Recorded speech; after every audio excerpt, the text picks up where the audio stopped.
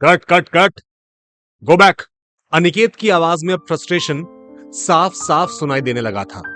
मशहूर film director Aniket Arya, जो अपनी जिंदगी की 3 सबसे बड़ी ब्लॉकबस्टर फिल्म्स बनाने के बाद अब अपने फेवरेट सुपरस्टार और पुराने दोस्त रौनक आहूजा के साथ अपना ड्रीम प्रोजेक्ट बना रहा था। फिल्म की लगभग 95% शूटिंग कंप्लीट हो चुकी थी और अब बस ये क्लाइमेक्स सीन शूट होना बचा था, जिसमें रौनक, जो कि इस फिल्म में एक एक्शन स्टंटमैन का रोल प्ले कर रहा था, उसे अपनी बाइक एक बिल्डिंग की छत से उड़ाकर दूसरी बिल्डिंग पर लेकर जानी थी।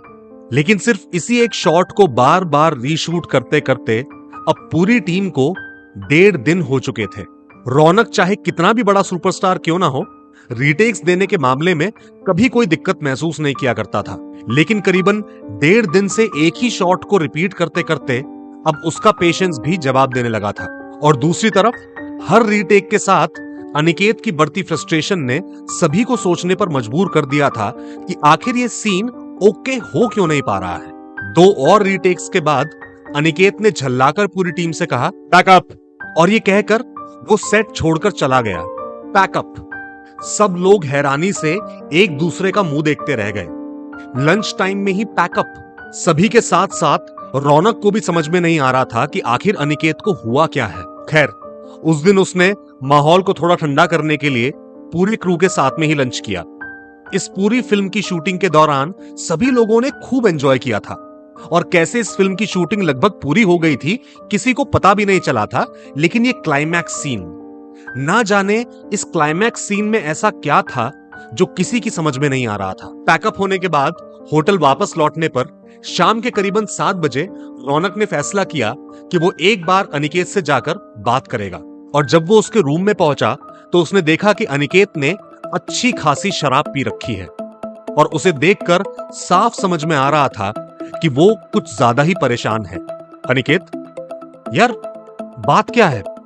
तुझे हुआ क्या है? रौनक ने उसके हाथ से विस्की का ग्लास लेते हुए पूछा। क्या हुआ? कुछ भी तो नहीं।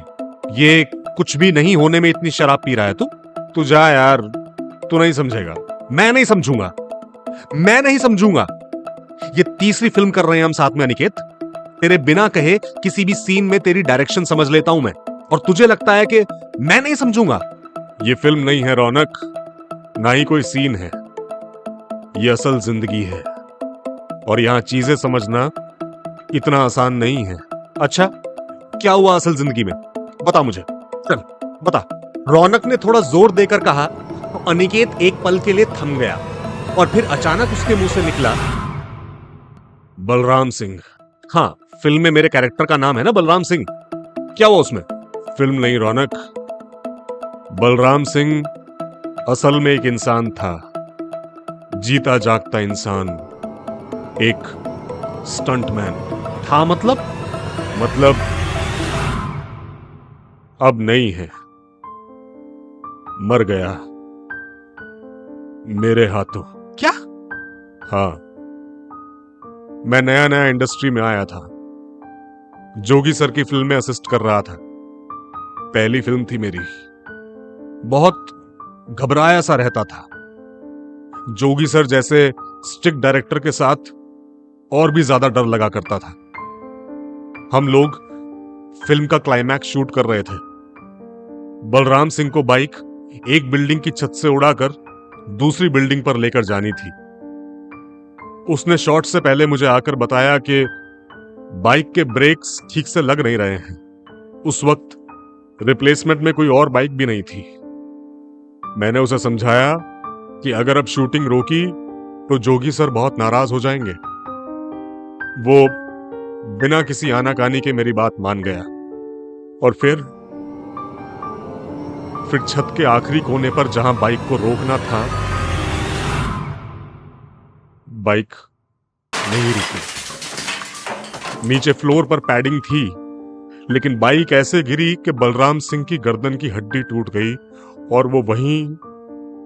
ये कहते कहते अनिकेत फूट फूट कर रोने लगा। किसी तरह रौनक ने उसे संभाला तो उसने उसे आगे बताया, फिल्म बंद हो जाने के डर से प्रोड्यूसर्स ने उसके परिवार को इतना पैसा पहुंचा दिया कि बात मीडिया में नहीं आई। लेकिन लेकिन आज भी बलराम सिंह का चेहरा मेरे सपने में आता है, मानो मुझसे अपनी मौत का हिसाब मांगने। तो तूने ये फिल्म क्यों बनाई अनिकेत, अगर ये टॉपिक तेरे लिए इतना डिस्टर्बिंग था? रौनक ने हैरानी से पूछा। अपने पाप धोने के लिए, इस उम्मीद से कि शायद वो मुझे माफ कर दे। लेकिन अब ये क्लाइमैक्स सीन शूट करते वक्त जब मैं तेरी बाइक को उस छत पर से टेक ऑफ करते हुए इमेजिन करता हूं, तो मानो उसकी रूह मेरी आंखों के सामने आकर खड़ी हो जाती है कि मैं अब भी उसके सच के साथ खिलवाड़ कर रहा हूं। ये कहते हुए अनिकेत फिर एक बार रोने लगा। अच्छा मेरी बात सुन अनिकेत, नहीं करते खिलवाड़, रौनक ने उसे हिम्मत बंधाते हुए कहा। मतलब वही दिखाते हैं जो बलराम सिंह के साथ असल में हुआ था। कैसी बात कर रहा है?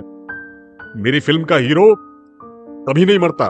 जब बलराम सिंह जैसा रियल लाइफ हीरो मर सकता है, तो तेरी फिल्म का हीरो क्यों नहीं मर सकता?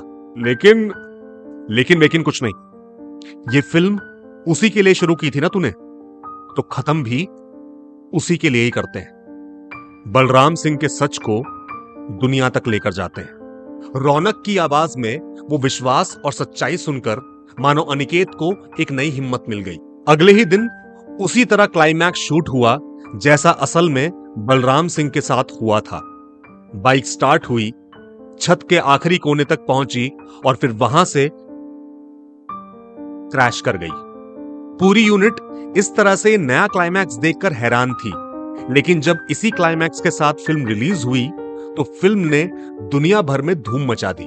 क्लाइमैक्स में हीरो की मौत ने तो और भी ज्यादा लोगों की वाहवाही लूटी, और जब अनिकेत ने पूरी दुनिया को इस क्लाइमैक्स के पीछे की सच्चाई के बारे में बताया, तो ऑडियंस के बीच उसकी इज्जत और भी कई गुना बढ़ गई।